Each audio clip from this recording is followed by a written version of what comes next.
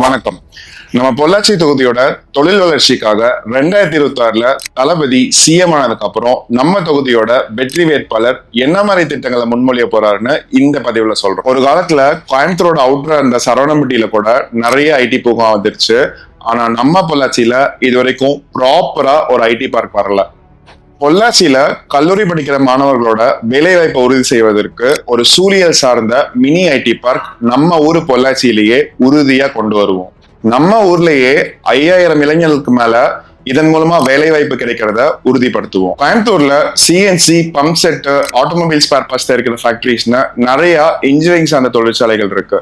அதே மாதிரி நம்ம ஊர்லயும் ஒரு மினி இண்டஸ்ட்ரியல் பார்க் கொண்டு வர்றதுக்கு வழிவகை செய்யப்படும். சென்னை சார்ந்த மதிப்பு கூட்டு பொருட்கள், காயர் மேட், காயர் பெட் போன்ற தொழிற்சாலைகளை தொடங்க முன் வருவோருக்கு குறைந்த வட்டியில் எளிதாக கடன் பெறுவதற்கு வழிவகை செய்யப்படும். நம்ம ஊர்ல படித்த பட்டதாரி இளைஞர்கள் உருவாக்கும் திறன் வாய்ந்த ஸ்டார்ட் அப்ஸ்க்கு தகுதியின் அடிப்படையில மெரிட் பேசிஸ்ல ஸ்டார்ட் அப் ஃபண்ட் வழங்கப்படும். கான்பிடென்டா இருங்க, நம்ம ஊர் தொழில் வளர்ச்சியை நம்ம எல்லாரும் சேர்ந்து அடுத்த கட்டத்துக்கு எடுத்துட்டு போவோம். உங்களை நம்பி வந்திருக்கிற இளைஞர் ராமநாதன் அவர்களுக்கு ஒரே ஒரு வாய்ப்பு கொடுங்க.